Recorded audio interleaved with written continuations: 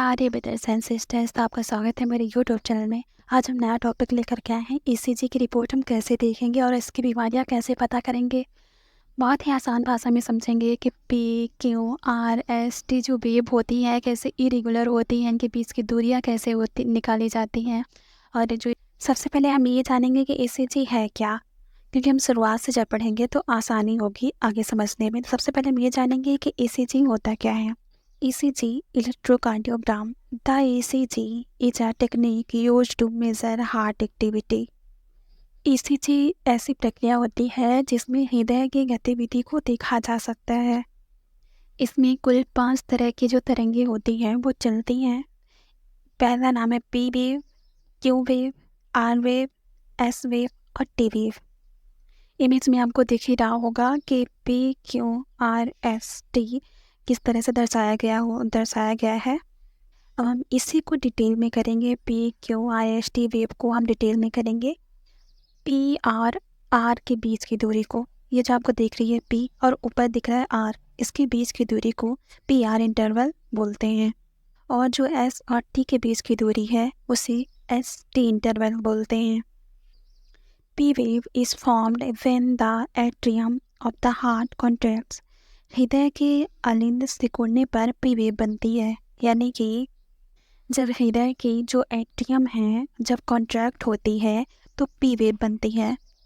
इस इमेज में आप देख भी रहे होंगे कि एट्रियम जो है हमारा वो कॉन्ट्रैक्ट होता है तो हमारी पी वेव बनती है। इस इमेज में दर्शाया गया है, यानी कि जब हमारा हार्ट के, आसान भाषा में समझें तो जब हमारी हृदय की एट्रियम जो होती है वो जब कॉन्ट्रैक्ट होती है तो हमारी पी वेव बनती है। इस इमेज में आप देख भी रही होंगे, पूरी अच्छी तरह से समझाया गया है कि पी वेव हमारी कैसे बनती है। जब हमारा एट्रियम कॉन्ट्रैक्ट होता है तब पी वेव का निर्माण होता है। कॉन्ट्रैक्ट मतलब सिकुड़ना, जब हमारे एट्रियम सिकुड़ते हैं तब हमारी पी वेव बनती है। एट्रियम जो होता है ऊपर होता है, यहाँ पे जब इमेज में आप देख भी रहे होंगे कि एट्रियम से कैसे सिकुड़ रहा है, कैसे कॉन्ट्रैक्ट हो रहा है, दिखाया गया है। ऊपर का भाग जो है रेड कलर से दिख रहा है, वहीं एट्रियम पाया जाता है और वहीं पे कॉन्ट्रैक्ट होने पर पी वेव बनती है। QR complex is formed when the ventricles of the heart contract. QR S complex तब बनता है जब हृदय के नीले सिकुड़ते हैं, यानी कि जब हमारा हृदय, यानी कि सिंपल भाषा में चलिए हम जानते हैं कि जब हमारा हार्ट की वेंट्रिकल कॉन्ट्रैक्ट होते हैं, यानी कि वेंट्रिकल नीचे का पोर्शन, हृदय के नीचे का पोर्शन, ऊपर एट्रियल होता है, एट्रियम ऊपर एट्रियम होता है और नीचे वेंट्रिकल होता है। जैसे इमेज में आप दिखाया गया है, नीचे रेड कलर से जो दिख रहा है वो हमारा वेंट्रिकल है। ये जब कॉन्ट्रैक्ट होता है तो क्यू आर एस कॉम्प्लेक्स बनता है। इमेज में आपको दिखाया गया है जैसे पी वेव हो गई है, अब क्या है क्यू आर एस।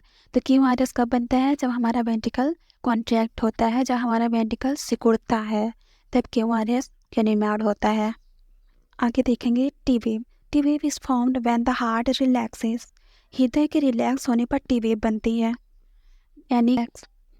यानी कि जब हमारा हार्ट रिलैक्स में होता है तब टी वेव का निर्माण होता है। इस इमेज में आप देख रहे होंगे, जैसे आपने आगे पढ़ चुका है P Q R S wave बन चुकी है, बची है टी वेव। तो टी वेव जब बनती है जब हमारा जो हार्ट होता है वो रिलैक्स होता है तब टी वेव का निर्माण होता है। हम देखेंगे रिदम। रिदम क्या होती है, तो normal distance between two R wave is 4 small box. 2 R तरंगों के बीच सामान्य दूरी 4 छोटे बॉक्स की तरह होती है, यानी कि आर वेव, जो हमारी आर वेव होती है तो एक आर वेव से दूसरी आर वेव की जो जगह होती है वो 4 स्मॉल बॉक्स की होती है।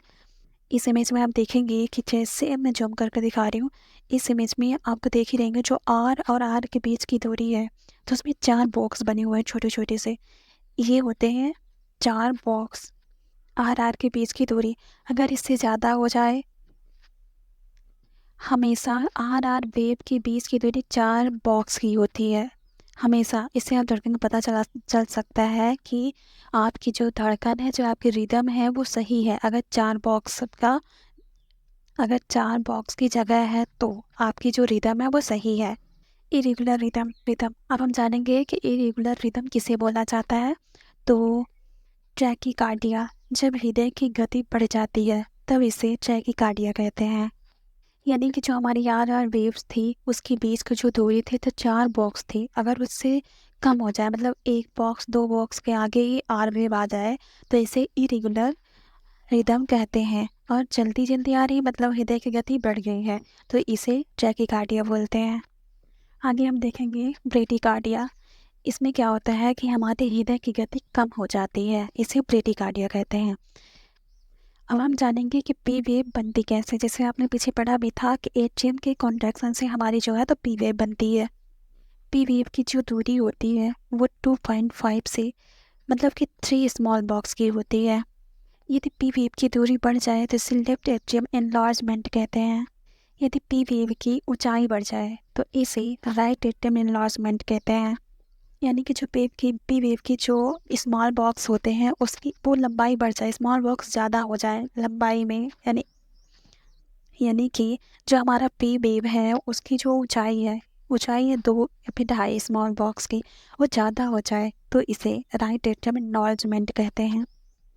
अब हम देखेंगे P R interval. P R interval किसे बोला जाता है? पी और आर के बीच की दूरी को पी आर इंटरवल बोला जाता है। इसकी सामान्य जो दूरी होती है वो 3 से 5 स्मॉल बॉक्स होती है। ये स्मॉल बॉक्स हम गिन भी सकते हैं कि 3 से 5 ही स्मॉल बॉक्स रहते हैं पी और आर के बीच। Thank you for watching. अगर वीडियो आपको अच्छा लगा हो तो लाइक और सब्सक्राइब ज़रूर करें। Thank you.